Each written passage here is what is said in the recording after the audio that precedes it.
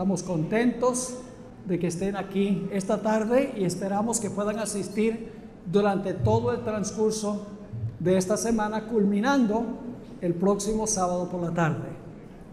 Antes de comenzar nuestro estudio para hoy, queremos hacer lo que vamos a hacer cada una de las reuniones.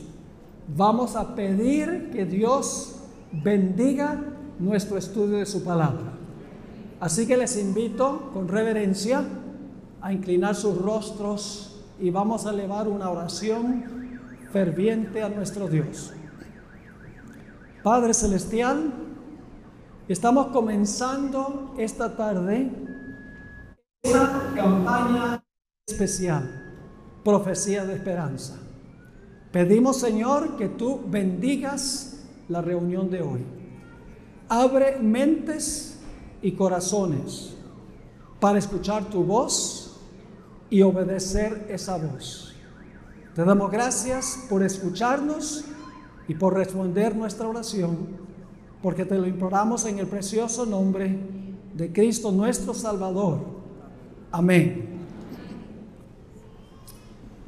Quiero que nos remontemos en nuestras memorias a un evento que ocurrió más o menos unos 600 años antes de nacer Jesucristo.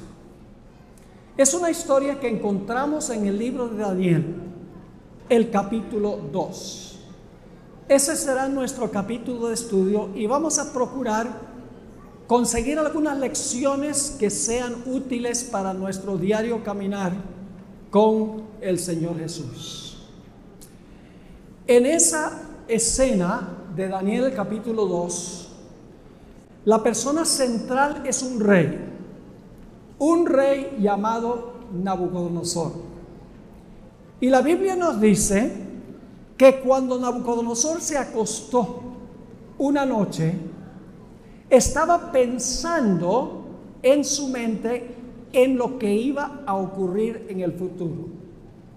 Vamos a leer el versículo 29 del capítulo 2 para que se den cuenta qué era lo que estaba pensando el rey Nabucodonosor. Dice aquí Daniel al rey: estando tú, oh rey, en tu cama, te vinieron pensamientos por saber lo que había de ser en lo porvenir, y el que revela los misterios te reveló lo que ha de ser. Así que Dios sabía lo que el rey estaba pensando, y por lo tanto Dios le dio al rey un sueño para responder a los deseos que él tenía. Pero resultó un problema. Después que Dios le dio el sueño al rey, el rey olvidó el sueño. Yo no creo que él sencillamente lo olvidó. En realidad Dios le dio el sueño y luego Dios le ocultó el propio sueño que le había dado. Noten Daniel el capítulo 2 y el versículo 1. En el segundo año del reinado de Nabucodonosor, tuvo Nabucodonosor sueños y se perturbó su espíritu y se le fue el sueño. Y luego el versículo 3 dice: y el rey les dijo: he tenido un sueño y mi espíritu se ha turbado por saber el sueño. Porque llamó a unos tales llamados expertos para que le dijeran el sueño. Es decir, el rey recibió respuesta a los pensamientos de su mente, pero luego olvidó el sueño. ¿Por qué le iba a dar Dios el sueño para luego ocultarle el sueño? Había una razón muy especial. Y es que Dios sabía que el rey, cuando no se acordaba del sueño, iba a llamar a los expertos del reino para que le contaran el sueño. Y así precisamente lo hizo el rey, este rey pagano. En Daniel, el capítulo 2 y el versículo 2 dice: hizo llamar el rey a magos, astrólogos, encantadores y caldeos para que le explicasen sus sueños. Vinieron pues y se presentaron delante del rey. Dios sabía que Nabucodonosor iba a llamar a estos tales llamados expertos, los que decían poder leer el futuro en la bola de cristal, o en las estrellas, o en la palma de la mano. Pero la Biblia nos dice que ellos no fueron capaces de decirle al rey el sueño. Aquí una lección muy importante, y es que aunque Dios puede leer los pensamientos, Satanás no los puede leer. Yo me puedo imaginar que Satanás quería revelarle el sueño a los magos, astrólogos y adivinos para que la gente pensara que ellos en realidad eran emisarios de los dioses, pero no fueron capaces de decirle al rey el sueño. Noten el versículo 10 del capítulo 2. Los caldeos respondieron delante del rey y dijeron: no hay hombre sobre la tierra que pueda declarar el asunto del rey. Es decir, en este planeta no había nadie que pudiera decirle el sueño al rey. Y luego dicen algo adicional. Además de esto, ningún rey, príncipe ni señor preguntó cosas semejantes a ningún mago, ni astrólogo, ni caldeo. Es decir, no hay rey en la tierra que sea tan injusto como para pedir que se repita algo que está en la mente de un rey. Ellos están pensando: cuéntanos el sueño y te vamos a dar la interpretación. Pero el rey dice: no, no quiero la interpretación, quiero saber el sueño. Ahora, es interesante notar también en el versículo 11 un detalle muy interesante. Dicen los magos de Babilonia: porque el asunto que el rey demanda es difícil y no hay quien lo pueda declarar al rey, salvo los dioses, cuya morada no es con la carne. Es decir, este secreto que se le revela al rey lo saben los dioses, pero los dioses viven en otra esfera y ellos no tienen ningún deseo de revelar esta información. ¿Cuán diferente es el Dios de la Biblia? Noten palabras claves aquí en el versículo 11. No hay quien lo pueda declarar al rey, salvo los dioses cuya morada no es con carne. Hay un versículo que usa esas mismas tres palabras. Juan 1:14. Aquel verbo, quien se identifica como Dios, llegó a ser carne y habitó entre nosotros, y vimos su gloria, gloria como del unigénito del Padre, lleno de gracia y de verdad. Los dioses paganos ocultaban.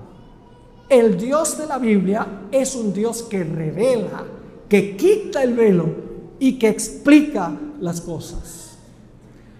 Ahora, cuando quedaron desenmascarados los sabios de Babilonia, el rey se enojó con ellos y dijo: yo voy a mandar a matar a todos los sabios de Babilonia.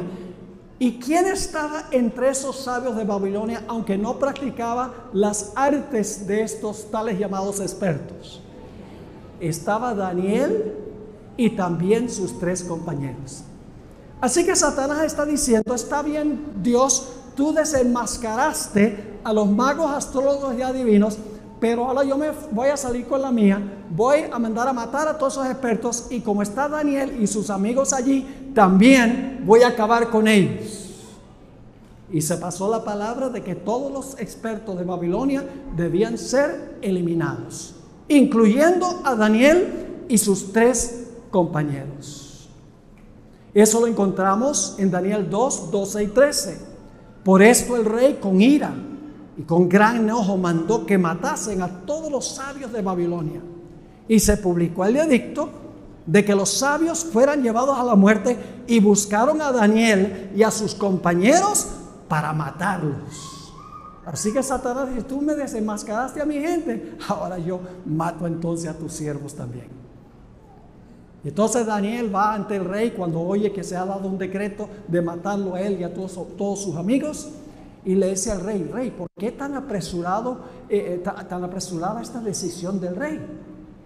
Oh rey, dame tiempo para consultar la bola de cristal.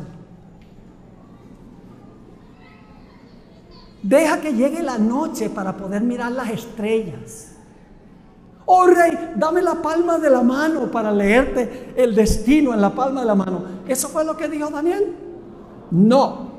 En Daniel 2 y el versículo 17 y 18 nos dice cuál es el método que usó Daniel. Daniel no usaba los métodos de los charlatanes. Dice, luego se fue Daniel a su casa e hizo saber lo que había a Ananías, Misael y Azarías, sus compañeros, para que pidiesen, ¿qué cosa? Misericordias del Dios del cielo sobre este misterio, a fin de que Daniel y sus compañeros no perecieran con los otros sabios de Babilonia. En el libro de Amós, el capítulo 3 y el versículo 7 dice, no hará nada Jehová el Señor sin que revele su secreto a sus siervos los profetas. Los dioses paganos ocultaban la información en cuanto al futuro. Dios revela lo que va a ocurrir en el futuro. Ahora, aquí está lo interesante.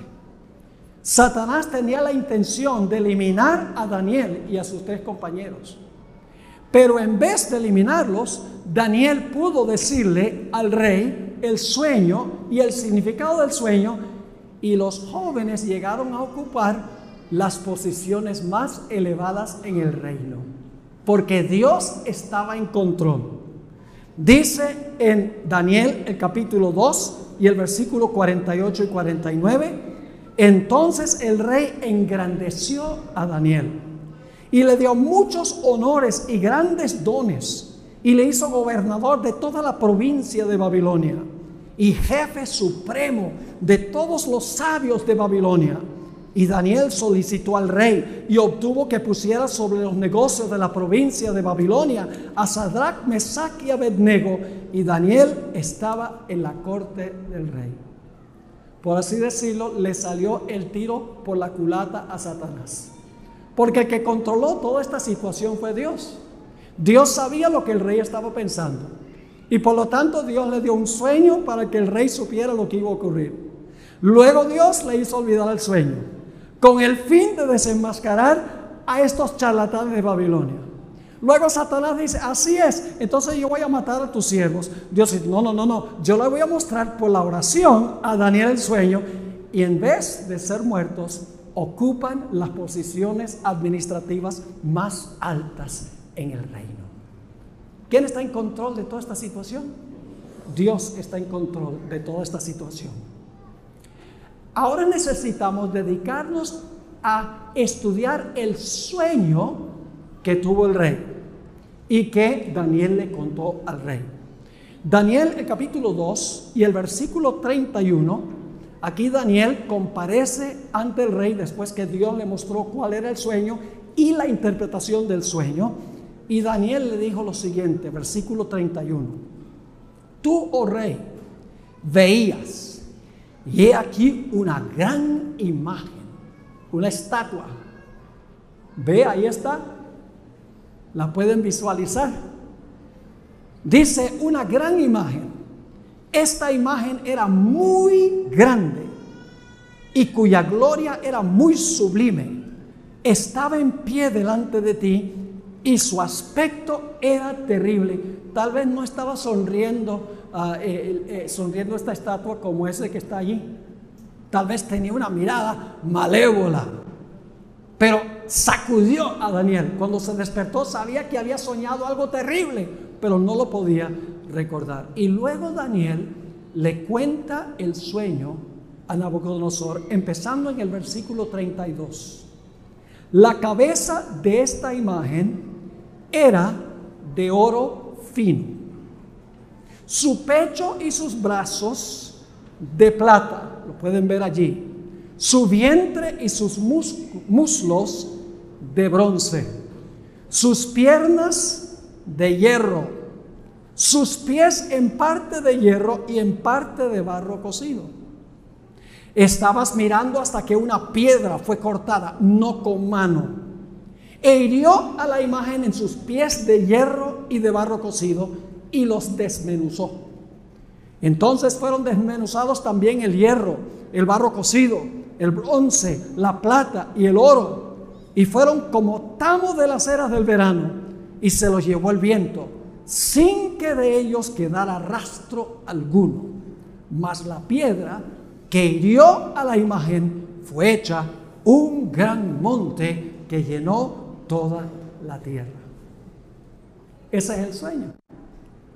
Una imagen gigantesca, cabeza de oro, pecho y brazos de plata, vientre de bronce, piernas de hierro, pies de hierro y barro mezclados, y luego una piedra viene volando del cielo, golpea los pies de la imagen, desmenuza todos esos metales de tal manera que no queda rastro alguno, y luego la piedra se convierte en una gigantesca montaña que cubre toda la tierra.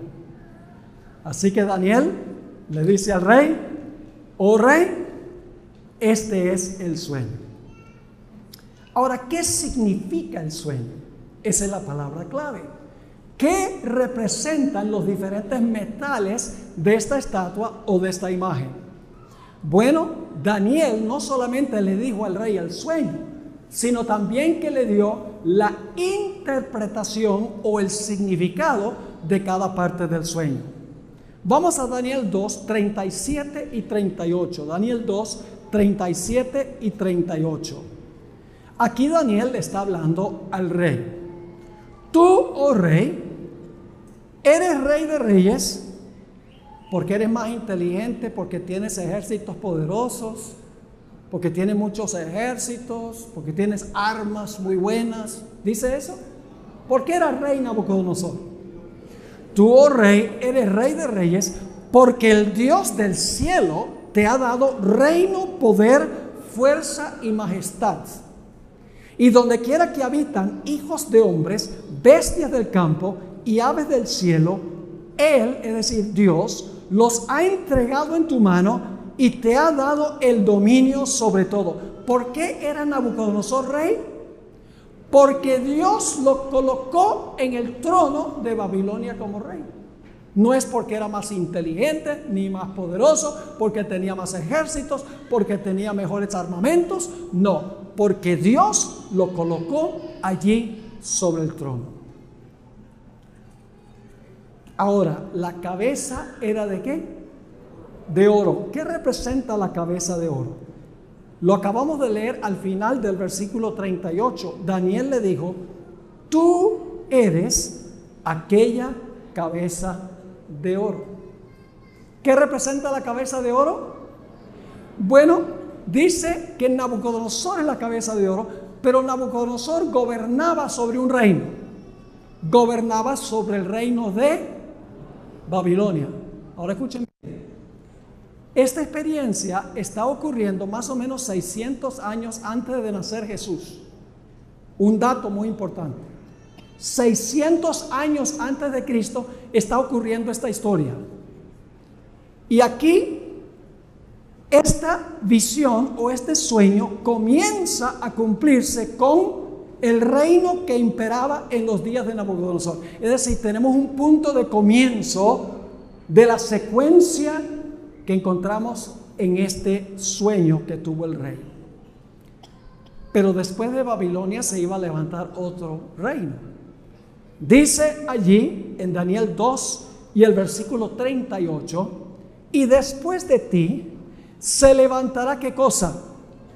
Otro reino inferior al tuyo.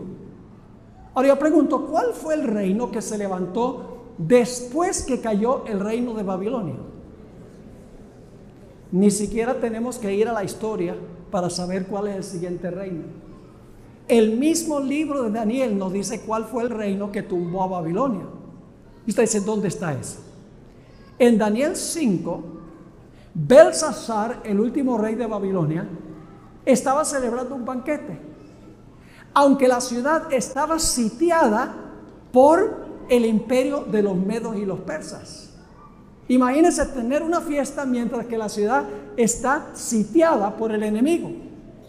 Belsasar estaba completamente seguro que la ciudad era inexpugnable. Pero esa misma noche encontramos que Belsasar fue muerto y el reino fue entregado a los medos y a los persas. Es decir, ni siquiera hay que ir a los libros de historia para saber cuál es el segundo reino. El segundo reino es Medo-Persia, pero no termina la cadena allí. Sigue diciendo en el versículo 38, después de ti se levantará otro reino inferior al tuyo, y luego un ¿qué? Un tercer reino de bronce, el cual dominará sobre toda la tierra. Pregunta, ¿cuál fue el reino que conquistó al reino medo-persa? ¿Saben que ni siquiera tenemos que ir a la historia para saber que el siguiente reino es Grecia? Porque en Daniel el capítulo 8 nos dice claramente que el poder que conquistó a Medo-Persia fue Grecia. Es decir, ni siquiera tenemos que ir a los libros de historia para saber cuál es la secuencia de los reinos. Empieza con Nabucodonosor en Babilonia, luego continúa con Medo-Persia, luego el tercer reino es el reino de Grecia. Pero no termina la cadena profética allí. En Daniel 2 y el versículo 40 nos dice que iba a haber un cuarto reino representado por ¿qué? Por las piernas de hierro. Dice en el versículo 40, y el cuarto reino será fuerte como hierro, y como el hierro desmenuza y rompe todas las cosas, desmenuzará y quebrantará todo.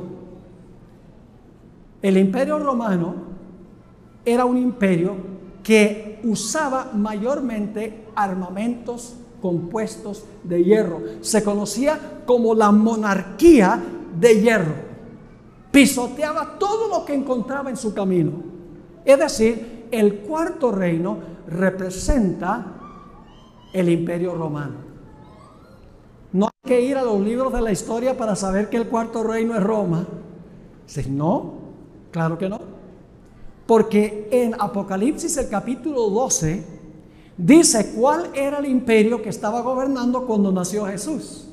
Era el gran dragón. Cuando Jesús iba a nacer, el gran dragón estaba gobernando, y todos sabemos que el poder que imperaba cuando nació Jesús era ¿qué cosa? El imperio romano. Es decir, Dios le está revelando a Daniel el futuro 600 años antes de muchos de los eventos que encontramos aquí.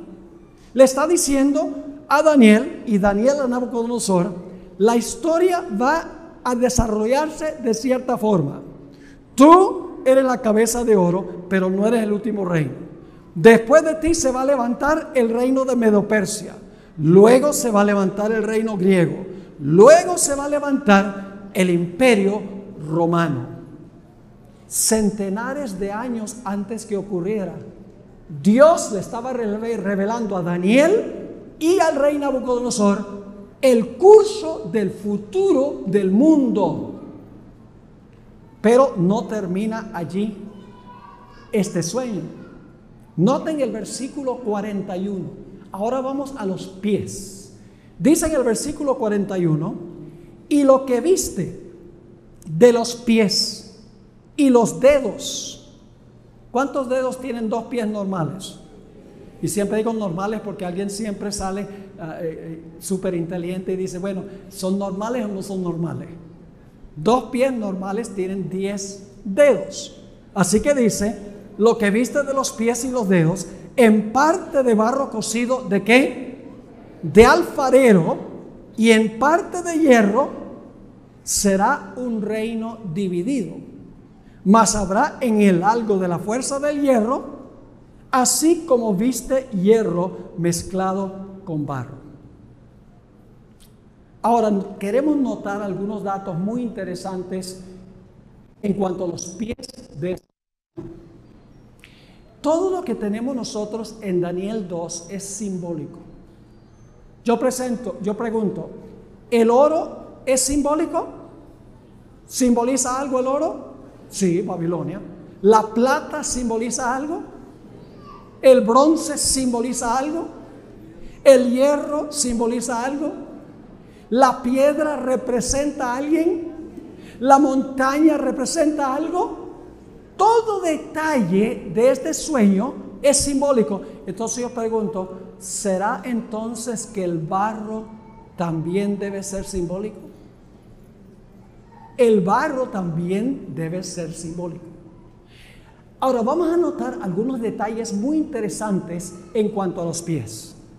En primer lugar, yo pregunto, ¿continúa Roma en la etapa de los pies, sí o no? ¿Roma continúa? Sí, porque en los pies hay ¿qué? Hierro. Las piernas era el imperio romano de hierro y en los pies hay hierro. Quiere decir entonces que Roma va a ¿qué? Roma va a continuar.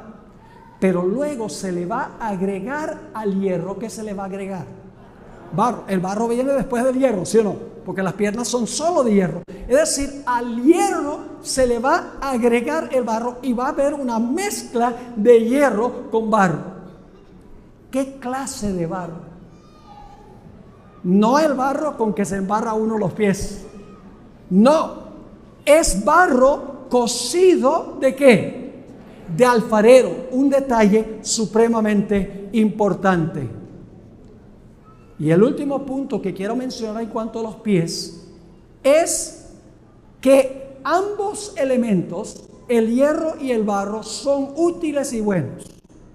Yo pregunto, ¿el hierro es un elemento muy útil y valioso?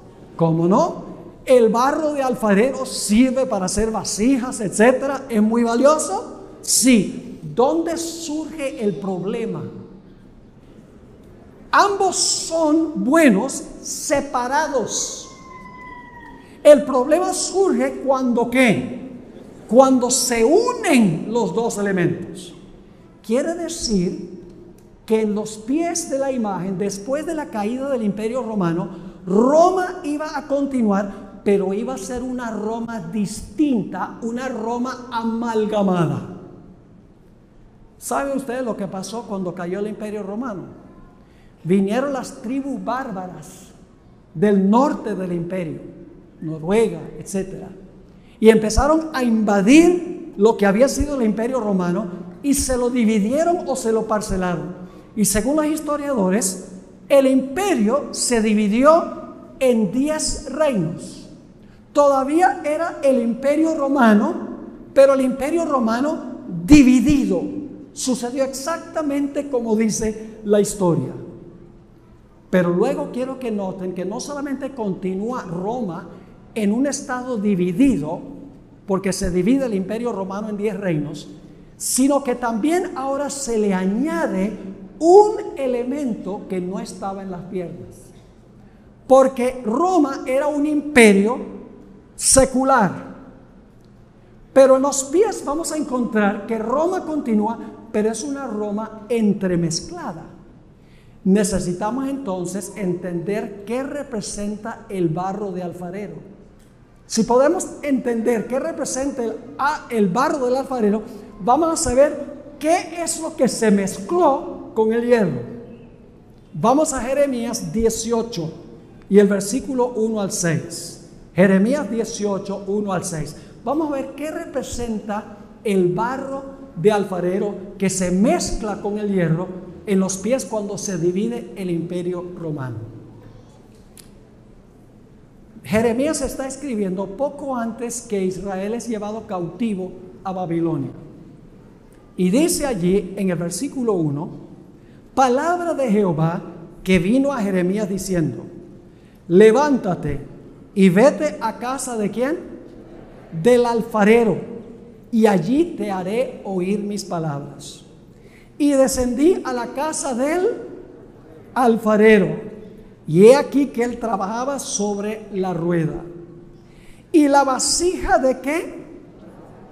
Tenemos dos palabras claves, alfarero y barro.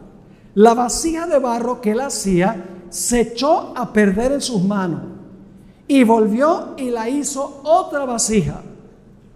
según le pareció mejor hacerla. Ahora necesito explicarles qué significa la vasija de barro que hizo y cómo se quebró la vasija. La vasija representaba al pueblo de Israel, la iglesia de Dios, podríamos decir, en el Antiguo Testamento. Dios fue el que formó a Israel, los llamó de Egipto y los llevó a la tierra de Canaán. Él formó, por así decirlo, la vasija de barro. Pero como resultado de la apostasía de Israel, ¿qué pasó con la vasija de barro? Se quebró y el pueblo se fue llevado cautivo a Babilonia. Esa es la rotura de la vasija de barro. Vamos a seguir leyendo para que vean. Versículo 5. Entonces vino a mí palabra de Jehová diciendo: ¿no podré yo hacer de vosotros como este alfarero, oh casa de Israel? He aquí que como el barro en la mano del alfarero, así sois vosotros en mi mano, oh casa de Israel. ¿Qué representa el barro de alfarero? La casa de Israel, que es el pueblo de Dios en el Antiguo Testamento. Podríamos decir que es la iglesia de Dios en el Antiguo Testamento, que debe llevar el mensaje de Dios a todo el mundo.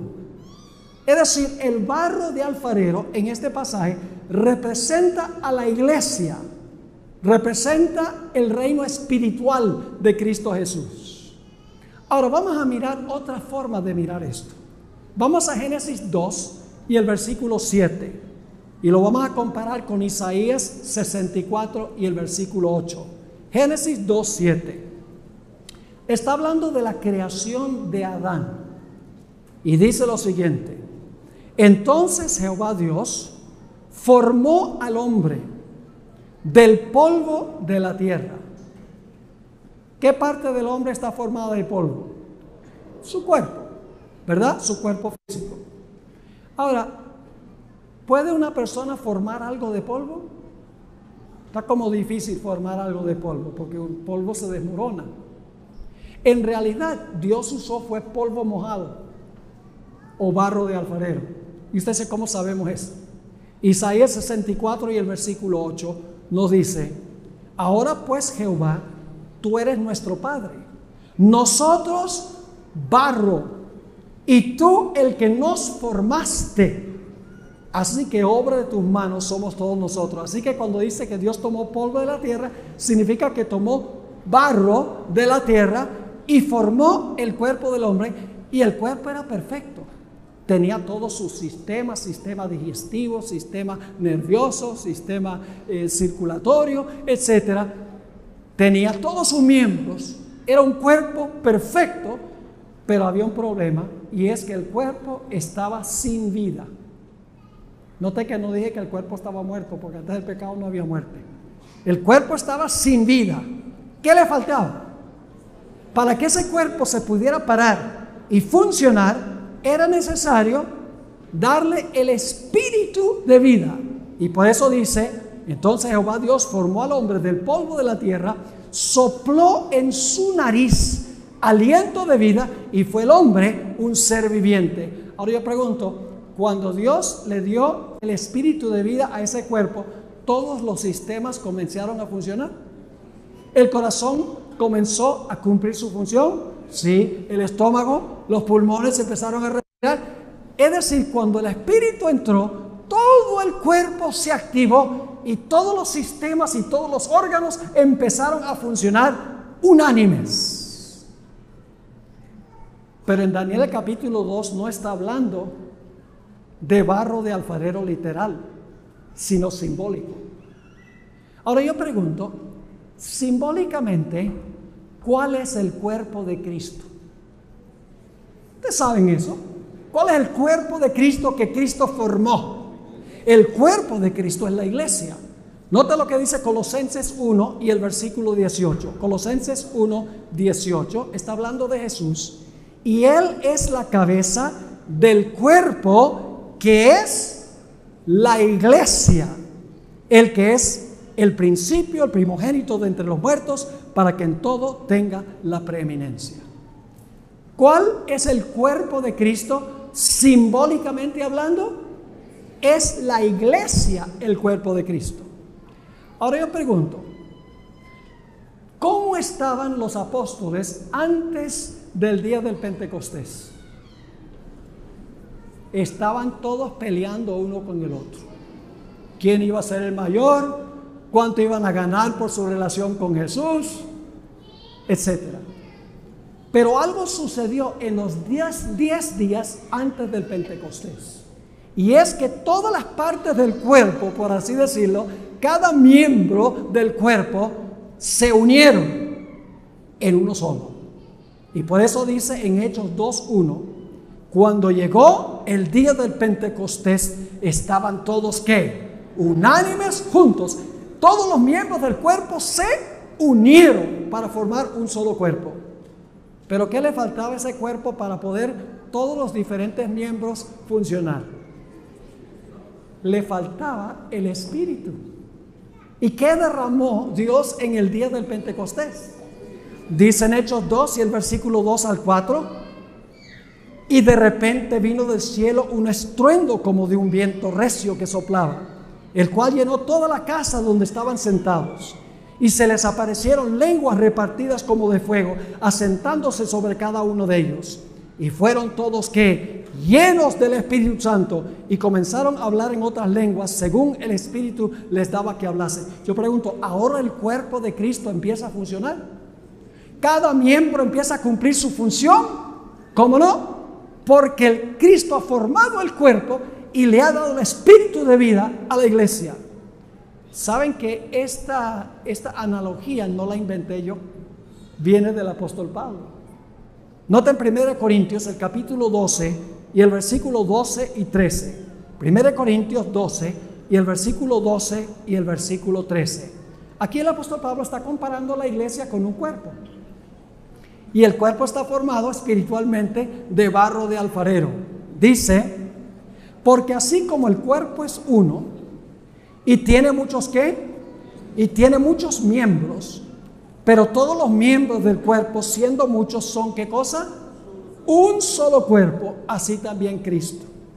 Porque por un solo espíritu fuimos todos bautizados en un cuerpo, sean judíos o griegos, sean esclavos o libres, y a todos se nos dio a beber de un mismo espíritu.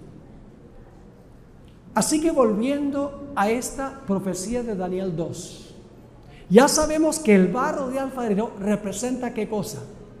Representa a la iglesia, el reino espiritual de Cristo, mientras que todos los metales representan poderes seculares del mundo, gobiernos del mundo. Pero en los pies iba a haber una mezcla de la iglesia con el poder civil, del poder secular de Roma con el poder eclesiástico. ¿Me están entendiendo lo que estoy diciendo? Ahora, Apocalipsis 17 usa otra ilustración. No habla ya de hierro y barro, sino que habla de otra forma para hablar de esta mezcla. Noten Apocalipsis 17 y el versículo 1 y 2.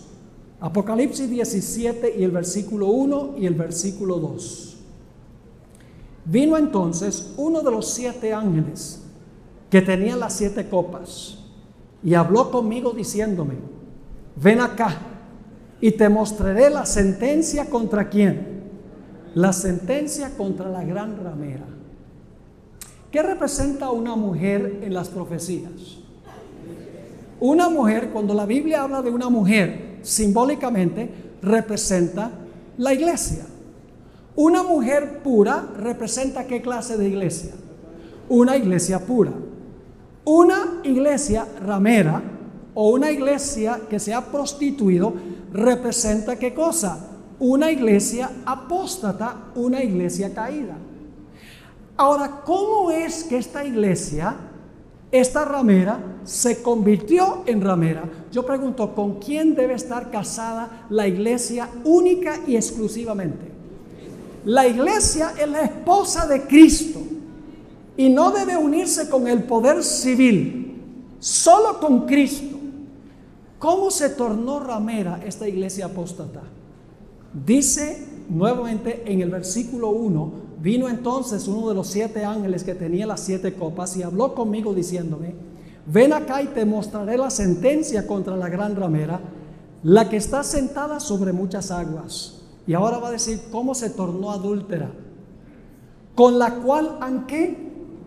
Fornicado los reyes de la tierra. Es decir, la iglesia se unió con el poder civil. Han fornicado los reyes de la tierra y los moradores de la tierra se han embriagado con el vino de su fornicación. Es decir, la mezcla del hierro con el barro es lo mismo que la mezcla de la iglesia con el poder civil. ¿Cuándo es que la iglesia se torna ramera? Es cuando se entremezcla con el poder civil. ¿Me están entendiendo lo que estoy diciendo?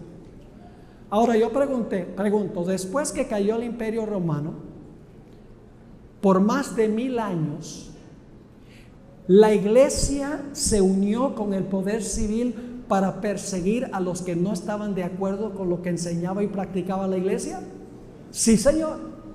En las divisiones de Europa, en las naciones de Europa, ocurrió precisamente eso.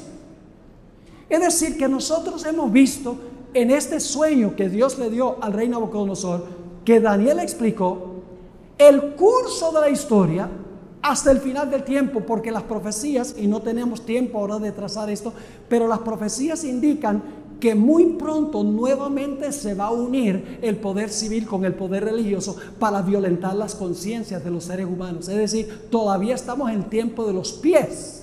Pero falta la última etapa de los pies, cuando nuevamente el poder civil se va a unir con el poder religioso y va a haber persecución. Ahora entonces, hemos visto que Dios reveló de antemano todo el curso de la historia. Babilonia, Medo-Persia, Grecia, el Imperio Romano, se divide el Imperio Romano y se une la iglesia con el poder civil. Y eso va a ocurrir hasta el fin del tiempo.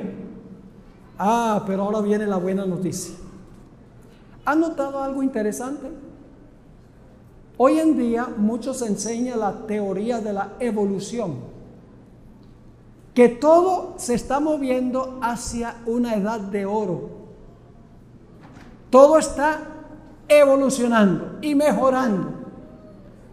Pero en este sueño pasa algo muy interesante, y es que la historia se está degenerando. Porque el oro es el metal más precioso. Después la plata. Después el bronce.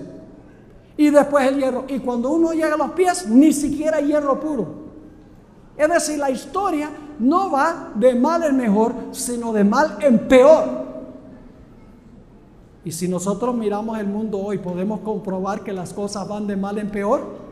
¿Cómo no? Dios lo profetizó miles de años antes que ocurriera. Yo pregunto, ¿Dios conoce el fin desde el principio? ¿Podemos confiar en este libro? ¿Podemos confiar en la palabra de Dios? Ningún ser humano podría haber inventado esto y que se cumpliera al pie de la letra, como dice la Sagrada Escritura. Pero ahora llegamos a la parte más emocionante de nuestro estudio. De repente viene una piedra que golpea los pies de la imagen y desmenuza y destruye todos los reinos. No queda ni un vestigio de ellos. ¿Qué representa la roca o la piedra? Vamos a leer Daniel 2:45 y luego vamos a ir a un texto del Nuevo Testamento.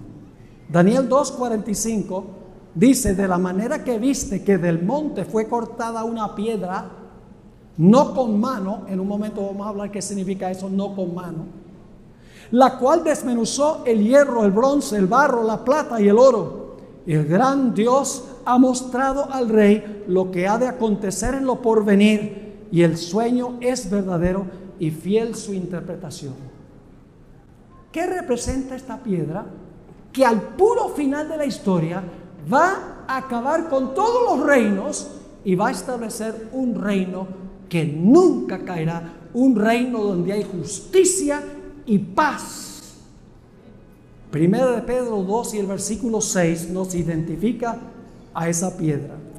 Dice lo siguiente: por lo cual también contiene la Escritura. Esta es una profecía mesiánica. Por lo tanto, también contiene la Escritura: he aquí pongo en Sión, ¿qué cosa? La principal piedra del ángulo. ¿Qué clase de piedra es esta? Escogida, preciosa. Y ahora viene una parte clave. Y el que creyere en él, el que creyere en la piedra, no será ¿qué? No será avergonzado. ¿A quién representa la piedra? La piedra representa a Cristo Jesús. ¿Qué representa el hecho de que la piedra va a golpear los pies de la imagen? Va a destruir todos los reinos para establecer un reino que nunca se corromperá. Representa el hecho de que Cristo Jesús va a hacer eso. Yo quiero decirles algo, mis hermanos y hermanas, apreciadas visitas. Este mundo tiene un solo remedio. Lo que está pasando en este mundo no lo va a arreglar ningún político, no lo va a arreglar ningún teólogo, no lo va a arreglar ningún plan para resolver el problema del cambio climático, no lo va a resolver nadie estableciendo más cárceles y metiendo más presos y poniéndole más candados a las puertas y andando con una pistola para protegernos de los maleantes. Nada de eso va a ocurrir. La Biblia nos dice que el mundo va a ir de mal en peor hasta que finalmente la sociedad se va a desmoronar, y lo estamos viendo delante de nuestros ojos hoy. Los estadistas no saben cómo resolver los problemas del mundo. Solo hay una esperanza, y esa esperanza se encuentra en Jesús y su reino eterno. Ahora, ¿qué significa una piedra no cortada con mano? Vamos a Daniel 2:44 primero y vamos a leer ese versículo. Y en los días de esos reyes, es decir, de estos reinos que mezclan la iglesia con el poder civil, el Dios del cielo levantará un reino que no será jamás destruido, ni será el reino dejado a otro pueblo. Es decir, no va a haber otra nación, otro imperio. Desmenuzará y consumirá a todos estos reinos, pero Él permanecerá para siempre. Un reino no hecho de manos. ¿Qué significa eso? No hecho de manos. Vamos a leer dos versículos. Hebreos 9:11. ¿Recuerdan que Dios mandó a construir un santuario en el Antiguo Testamento? ¿Quién construyó ese santuario en el Antiguo Testamento? Fue bajo el liderazgo de Moisés. Fueron artesanos humanos, ¿verdad que sí? Que construyeron el santuario terrenal. Pero el santuario terrenal era una copia ¿de cuál santuario? Que es nuestro próximo tema, del santuario celestial. Ahora fíjense lo que nos dice en cuanto a estos dos santuarios. Hebreos 9:11. Pero estando ya presente Cristo, ya no estamos en el Antiguo Testamento, sumo sacerdote de los bienes venideros, por el más amplio y más perfecto tabernáculo. ¿Cuál es el más amplio y perfecto tabernáculo? ¿El que está dónde? En el cielo. ¿Y qué clase de tabernáculo es este? No hecho de manos, es decir, no de esta creación. ¿Qué significa no hecho de manos? Significa que los seres humanos no lo hacen. Es una obra milagrosa de Dios. Noten otro texto, Marcos 14:58. Marcos 14:58. Aquí Jesús nuevamente usa la expresión sin manos. Dice ahí en Marcos 14:58, y estos son los acusadores de Jesús que están hablando: nosotros le hemos oído decir, yo derribaré este templo hecho a mano, hecho por seres humanos, y en 3 días edificaré otro hecho sin mano. Yo pregunto, ¿quién fue el que hizo el cuerpo de Jesús que resucitó? Ese cuerpo fue un cuerpo sobrenatural, porque resucitó incorruptible e inmortal. El cuerpo le fue dado por su Padre cuando resucitó. No fue sencillamente el resultado de la unión de un hombre y una mujer que trae una criatura al mundo. Fue, en otras palabras, un cuerpo sobrenatural hecho por Dios, no por la relación sexual entre un hombre y una mujer. ¿Qué significa entonces que esta piedra fue cortada sin manos? Sencillamente significa, mis queridos amigos y hermanos, que este reino que se va a establecer no va a ser establecido por seres humanos. No va a ser establecido por el ingenio, la inteligencia y la sabiduría de seres humanos. Lo único que puede resolver los problemas de este mundo es la gloriosa venida de Cristo Jesús en poder y gloria para poner fin al sufrimiento que estamos pasando nosotros aquí. Ahora llegamos al punto crucial de nuestro estudio. Hemos hablado de imperios, grandes imperios, que se componen de millones de personas. Pero ¿saben que Jesús tomó de la historia de Daniel 2 y la aplicó a nivel individual? Jesús individualizó Daniel 2 y lo aplicó a cada persona en este mundo. Y usted dice, ¿dónde dice eso? Vamos en nuestras Biblias al libro de San Mateo, el capítulo 21 y el versículo 44. 21-44. Y déjenme darles un poquito de contexto. La parábola que cuenta Jesús, que termina en este versículo, Jesús ha venido diciendo que Él fue enviado al pueblo judío y el pueblo judío lo rechazó. Ese es el contexto. A los suyos vino y los suyos no lo recibieron. Vino para salvar a su pueblo y su pueblo lo rechazó. Y ahora Jesús, al terminar esta parábola, dice: y el que cayere sobre esta piedra. ¿Quién es la piedra? Jesús está apuntando a sí mismo. El que cayere sobre esta piedra, ¿qué va a pasar? Será quebrantado. Ahora nos preguntamos, ¿qué significa caer sobre la piedra? Caer sobre la piedra Jesús. Lo leímos ya.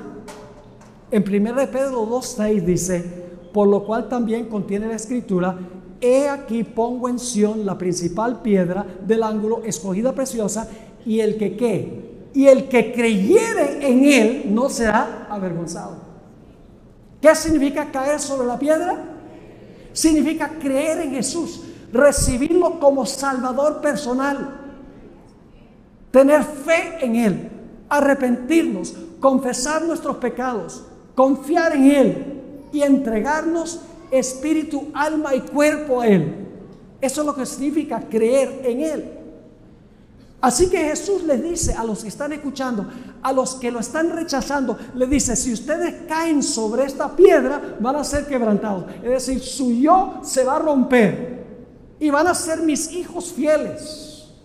Pero luego Jesús, al final del versículo, dice algo muy interesante: y sobre quien ella cayere,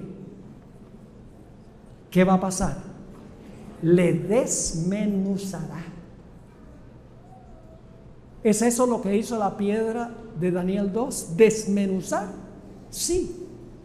Entonces nosotros tenemos que escoger o caer sobre Cristo la piedra para que rompa ese yo, ese egoísmo de nuestro corazón, arrepentirnos de nuestros pecados, confesarlos, tener fe en Jesús y sí tomar el paso del bautismo. Caer sobre la piedra, creer y confiar en Él. Pero si no lo hacemos, el Señor Jesucristo, ahora aplicando individualmente lo que está en Daniel 2, dice: y sobre quien ella cayere, le desmenuzará. Otra ilustración que da la Biblia es el fuego. Dios quiere que el fuego del Espíritu Santo consuma el pecado en nuestras vidas. En ese sentido, el fuego es espiritual, simbólico. El fuego representa al Espíritu Santo, las lenguas de fuego en el día del Pentecostés.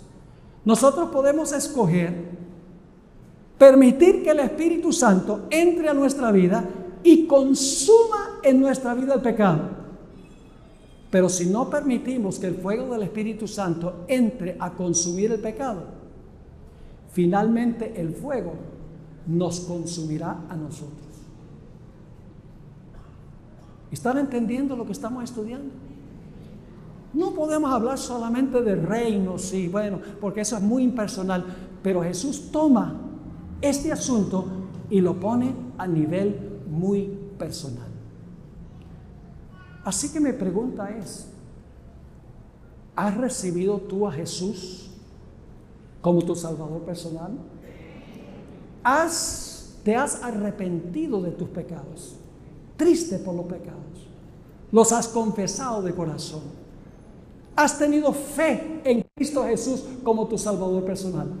¿Has permitido que Él venga y rompa ese egoísmo, ese yo en tu vida, en tu corazón? ¿Has tomado tu decisión de seguir plena y completamente al Señor Jesucristo? Esa es la pregunta clave que tenemos que hacernos al haber estudiado esta maravillosa profecía. Y yo quiero preguntar en esta tarde, ¿hay alguien aquí que todavía no ha hecho una entrega completa, tiene algo que se está reservando, no ha caído sobre la roca, que quiere decir el Señor Jesús, yo quiero tomar mi decisión esta tarde de caer sobre la roca, para que la roca quebrante ese egoísmo, ese yo me arrepiento de mis pecados, los confieso, tengo fe en Jesús, Señor Jesucristo, sálvame, quiero dar mi vida completamente a ti. ¿Tenemos a alguien en esta tarde que quiere decir eso? ¿Quiere levantar la mano? ¿Quiere colocarse de pie? Yo voy a tener una oración por ustedes. ¿Quieren colocarse de pie? Muchos ya nos han entregado nuestra vida a Jesús. Pero si es tu deseo hacer una entrega a Jesús sin reservas, este es el momento de hacerlo. Yo sé que muchas personas durante el transcurso de estos últimos meses han estado estudiando la palabra de Dios, preparándose para ese glorioso momento cuando serán sepultados en las aguas del bautismo. Será una experiencia maravillosa. Vamos a tener varios bautismos durante el transcurso de esta semana, que es el momento cuando enterramos el pasado y resucitamos a una vida completamente nueva. Podría pedirles a los que se colocaron de pie que por favor vengan un momento. Yo voy a bajarme aquí y yo voy a tener una oración especial para aquellas personas que se han colocado de pie en esta tarde. Un poquito difícil movilizarles, pero hagamos el esfuerzo. Vengan aquí abajo y yo voy a tener por ustedes una oración muy especial en este momento. Si hay alguien más que quiere unirse a este grupo, estás luchando con tu yo, con tu egoísmo y quieres unirte a este grupo, ven, porque yo voy a orar por ti para que sea una experiencia real en tu vida,